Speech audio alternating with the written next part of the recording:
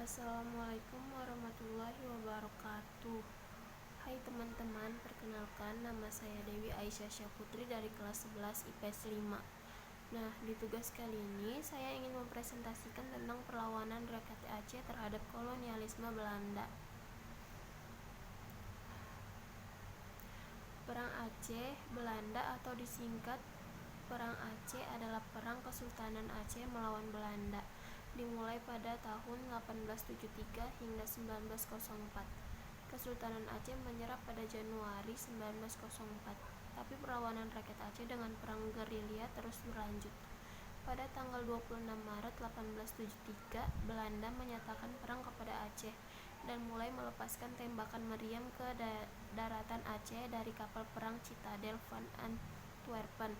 Pada 5 April 1873, Belanda mendarat di Patre Cireun di bawah pimpinan Johan Herman Rudolf Kohler dan langsung bisa menguasai Masjid Raya Baitur Rahman. Kohler saat itu membawa 3.198 tentara, sebanyak 168 diantaranya para perwira.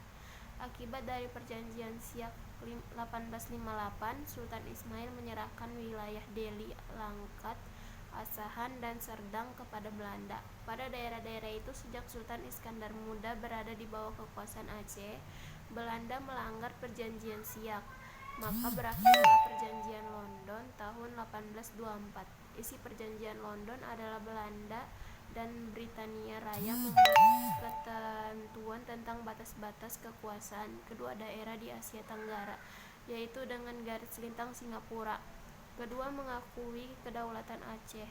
Aceh menuduh Belanda tidak menepati janjinya sehingga kapal-kapal Belanda yang lewat perairan Aceh ditenggelamkan oleh pasukan Aceh. Perbuatan Aceh ini didukung Britania. Dengan dibukanya terusan Suez oleh Ferdinand de Lesseps menyebabkan perairan Aceh menjadi sangat penting untuk lalu lintas perdagangan. Ditandatanganinya Perjanjian London 1871 antara Inggris dan Belanda yang isinya Britania memberikan kelulusan kepada Belanda untuk mengambil tindakan di Aceh. Belanda harus menjaga keamanan lalu lintas di Selat Malaka. Belanda mengizinkan Britania bebas berdagang di Siak dan menyerahkan daerahnya di Guyana Barat kepada Britania. Akibat perjanjian Sumatera 1871, Aceh mengadakan hubungan diplomatik dengan konsul Amerika Serikat, Kerajaan Italia, dan Kesultanan Utsmaniyah di Singapura. Aceh juga mengirimkan utusan ke Turki Utsmani pada tahun 1871. Akibat upaya diplomatik Aceh tersebut, Belanda menjadikannya sebagai alasan untuk menyerang Aceh. Wakil Presiden Dewan hingga Frederik Nicolas Nieuwenhuizen dengan 2 kapal perangnya datang ke Aceh dan meminta keterangan dari Sultan Mahmud Syah tentang apa yang sudah dibicarakan di Singapura itu, tetapi Sultan Mahmud menolak untuk memberikan keterangan. Perang Aceh pertama 1873 sampai 1874 dipimpin oleh Panglima Polim dan Sultan Mahmud Syah melawan Belanda yang dipimpin Kohler. Kohler dengan 3.000 serdudunya dapat dipatahkan, di mana Kohler sendiri tewas pada tanggal 14 April 1873. 10 hari kemudian, perang berkecamuk di mana-mana. Yang paling besar saat merebut kembali Masjid Raya Baitur Rahman yang dibangun oleh beberapa kelompok pasukan. Ada di Paukan Aceh, Lambuk, Lapuuk, Paukan Bada, sampai Lambada, Krueng Raya. Beberapa ribu orang juga berdatangan dari Teumon, Pidi, Pausangan, dan beberapa wilayah lain. Perang Aceh kedua 1874-1880. Pasukan Belanda dipimpin oleh Jenderal Jan van Swieten.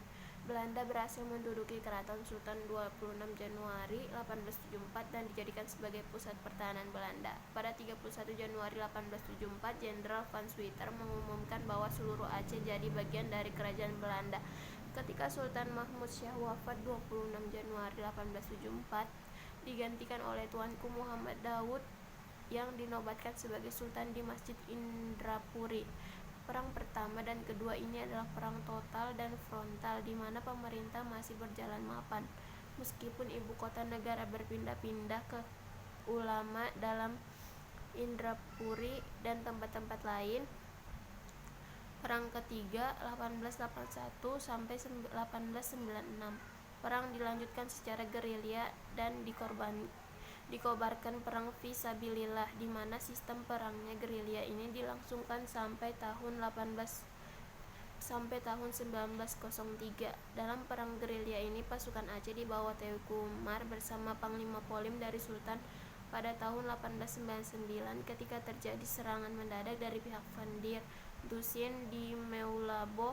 Teuku Umar gugur, tetapi Cut Nyak Dien, istri Teuku Umar, kemudian tampil menjadi komandan perang gerilya.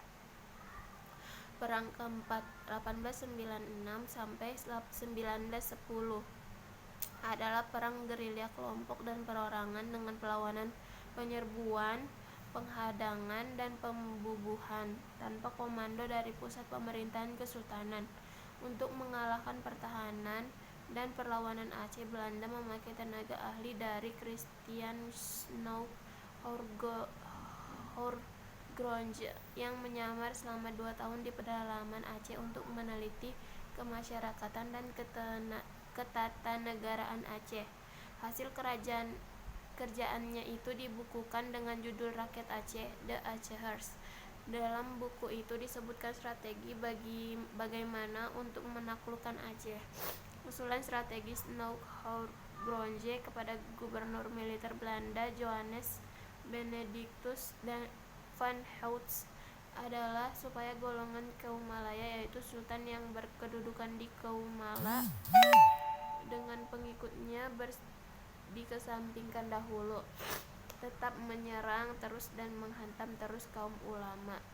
Jangan mau berunding dengan pimpinan-pimpinan gerilya, mendirikan pangkalan tetap di Aceh Raya, menunjukkan niat baik Belanda kepada rakyat Aceh dengan cara mendirikan langgar, masjid, memperbaiki jalan-jalan irigasi, dan membantu pekerjaan sosial rakyat Aceh. Ternyata siasat Dr. Snow Horgronje diterima oleh Van Helst yang menjadi gubernur militer dan sipil di Aceh 1898 sampai 1904. Kemudian Dr. Snow Horgronje diangkat sebagai penasihatnya. Taktik perang gerilya Aceh ditiru oleh Van Helst, di mana dibentuk pasukan Marechaussee yang dipimpin oleh Hans Christoffel dengan pasukan kolonel Macan yang telah mampu dan menguasai pegunungan-pegunungan, hutan-hutan rimba raya Aceh untuk mencari dan mengejar gerilyawan Aceh. Taktik berikutnya yang dilakukan Belanda adalah dengan cara penculikan anggota keluarga gerilyawan Aceh. Misalnya Christoffel menculik Permaisuri Sultan dan Teuku Putro 1902.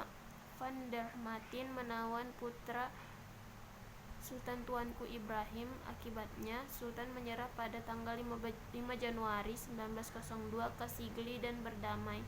Van der Matin dengan diam-diam menyergap Tengse kembali. Panglima Polim dapat meloloskan diri, tetapi sebagai gantinya ditangkap putra Panglima Polim, Cut Poradeu, saudara perempuannya yang beberapa keluarga terdekatnya. Akibat Panglima Polim meletakkan senjata dan menyerah ke Laut Seung Mawe pada Desember 1903. Setelah Panglima Polim menyerah, banyak penghulu-penghulu rakyat yang menyerah mengikuti jejak Panglima Polim. Taktik selanjutnya, pembersihan dengan cara membunuh rakyat Aceh yang dilakukan di bawah pimpinan Godfried Coenraad Ernst van Dalen yang menggantikan Van Helst, seperti pembunuhan di Kutareh 14 Juni 1904, di mana 922 orang dibunuhnya, yang terdiri dari 1.773 laki-laki dan 1.149 perempuan. Taktik terakhir menangkap Cut Nyak Dien, istri Teuku Umar, yang masih melakukan perlawanan secara gerilya, di mana akhirnya Cut Nyak Dien dapat ditangkap dan diasingkan ke Sumedang. Selama Perang Aceh, Van Helst telah menciptakan surat pendek tentang penyerahan yang harus ditandatangani oleh para pemimpin Aceh yang telah tertangkap dan menyerah, di mana isi surat pendek penyerahan diri itu berisikan Raja atau Sultan mengakui daerahnya sebagai bagian dari Hindia Belanda. Raja berjanji tidak akan mengadakan hubungan dengan kekuasaan di luar negeri, berjanji akan mematuhi seluruh perintah-perintah yang ditetapkan Belanda. Perjanjian pendek ini menggantikan perjanjian-perjanjian terdahulu yang rumit dan panjang dengan para pemimpin setempat. Walau demikian, wilayah Aceh tetap tidak bisa dikuasai Belanda seluruhnya, dikarenakan pada saat itu tetap saja terjadi perlawanan terhadap Belanda meskipun dilakukan oleh sekelompok orang atau masyarakat. Hal ini berlanjut sampai Belanda nyah dari Nusantara dan diganti kedatangan penjajah baru, yakni Jepang. Sekian dari saya. Assalamualaikum warahmatullahi wabarakatuh.